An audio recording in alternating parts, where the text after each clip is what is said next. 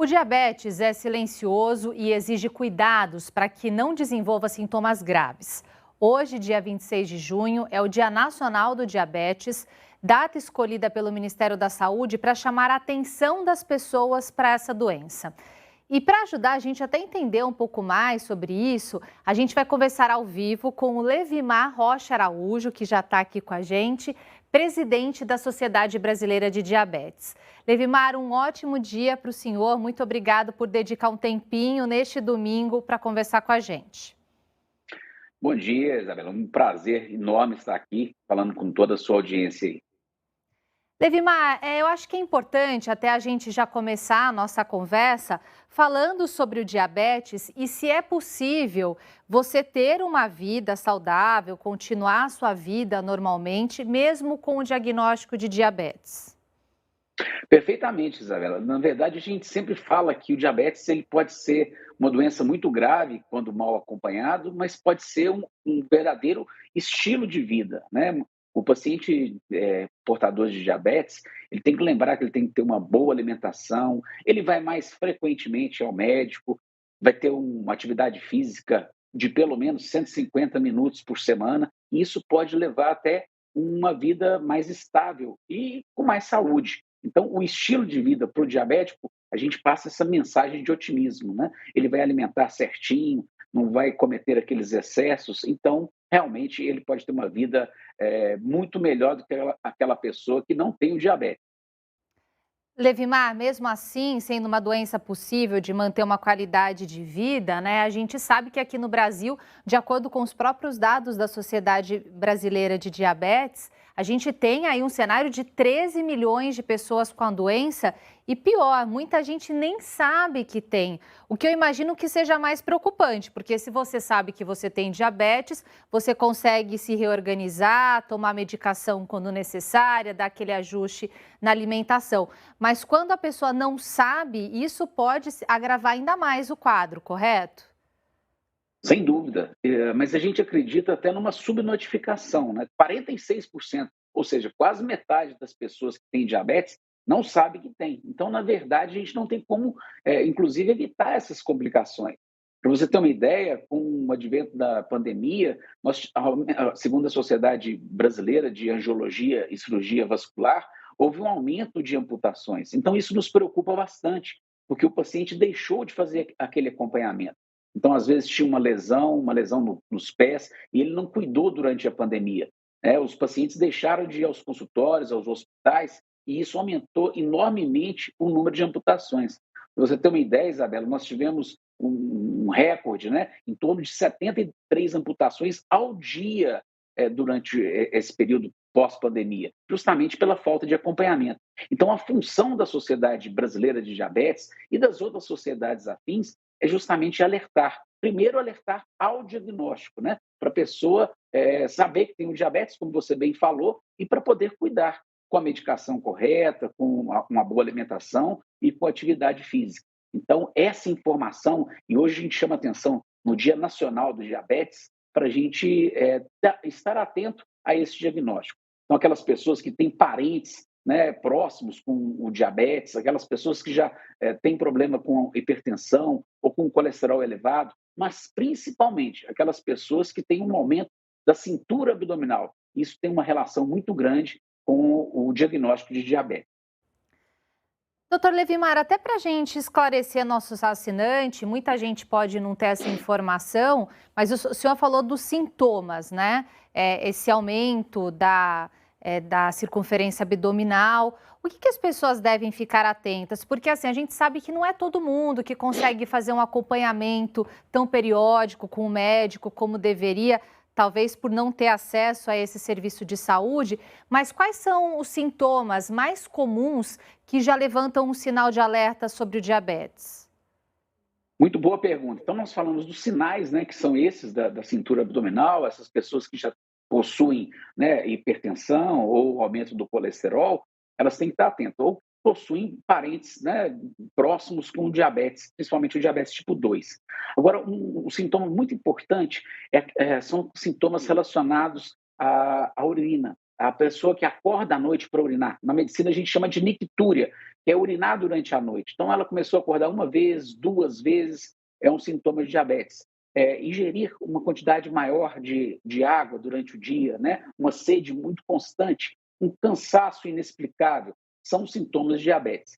E para a gente confirmar esse diagnóstico, o mais importante para a gente deixar para os ouvintes, né, é justamente a glicemia, a medida da glicose 2 horas após a refeição.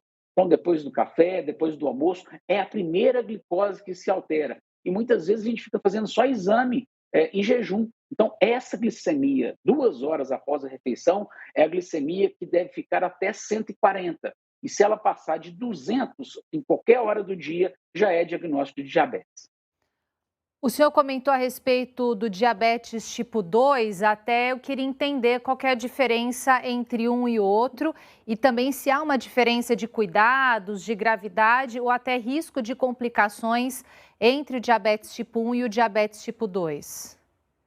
Bom, as complicações, elas são extremamente semelhantes e elas advêm do mau controle, né? A gente tem que manter essa glicemia bem controlada.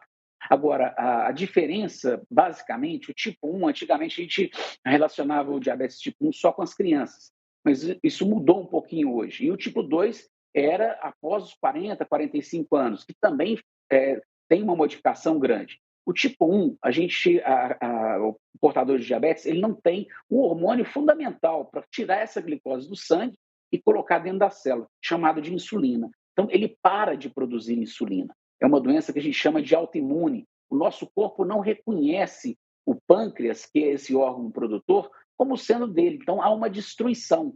E o diabetes tipo 2, ele está relacionado à obesidade, como nós mencionamos. Então, a epidemia levou ao aumento dos índices de obesidade. Então, esse paciente, ao contrário do tipo 1, ele tem muita insulina, mas o receptor, que está localizado muitas vezes no abdômen, que a gente chama de GLUT, e aí é o GLUT4, ele não consegue fazer esse transporte da glicose para dentro da célula, gerando uma resistência à ação dessa insulina.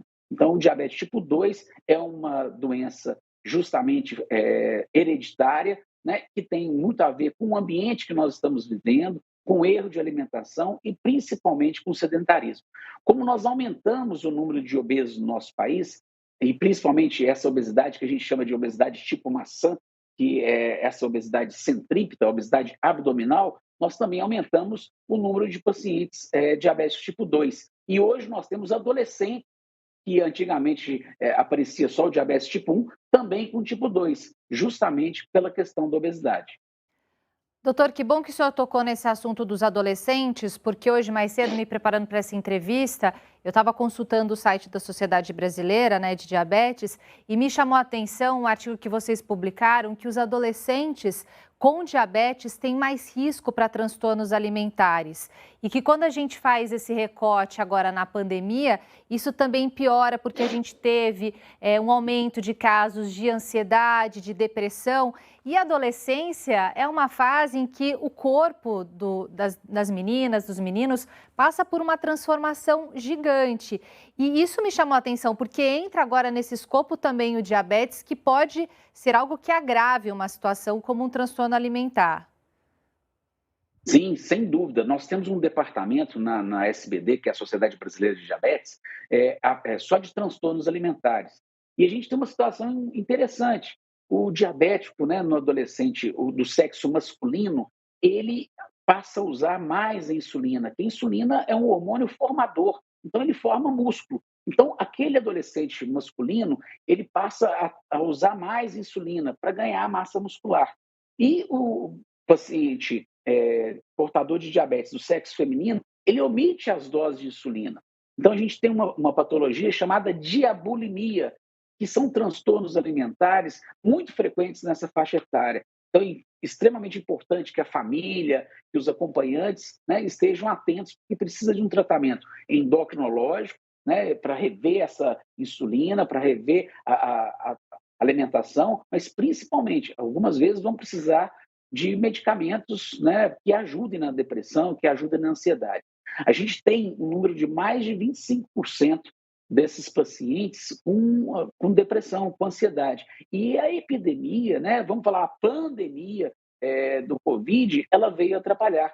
E a gente teve um incremento de quase 133%, melhor dizendo, durante a pandemia, aumentando o número de diabetes, de pacientes portadores de diabetes ainda mais. Então, são situações que a gente precisa ter uma atenção especial. A pessoa ficou mais ansiosa, ficou mais trancafiada dentro de casa, ela visita mais a geladeira e, principalmente no caso das meninas, que é a nossa preocupação, elas omitem as doses de insulina que elas necessitam ao longo do dia. Bom, sinal de alerta, então, para todos que estão nos assistindo, pais, adolescentes, a sociedade, professores, familiares, para que todo mundo fique atento a esses sinais. Doutor Levimar Araújo, muito obrigado. Doutor Levimar, que é presidente da Sociedade Brasileira de Diabetes, falando ao vivo aqui com a gente. Obrigado por destinar esse tempinho seu no domingo. Um ótimo finzinho de fim de semana para o senhor. Muito obrigado, um abraço a todos. Mais conscientização em relação ao diabetes, né? O nosso lema hoje é a Sociedade Brasileira de Diabetes para a sociedade brasileira. Vamos fazer o teste da glicemia para a gente ter esse cuidado. Um grande abraço. Recado dado. Obrigada. Tchau, tchau.